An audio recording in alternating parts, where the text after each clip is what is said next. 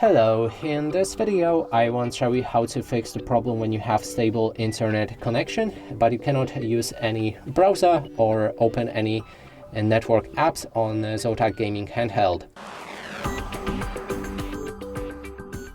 To do this, as I've just shown you, I have a stable Wi-Fi connected, and if we try to open the Firefox and go, for example, for YouTube, there's the error and we can't connect with it.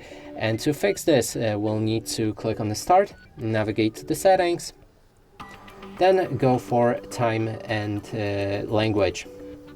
Here select date and time, and make sure that your set time zone automatically is on, and also your set time automatically is on as well.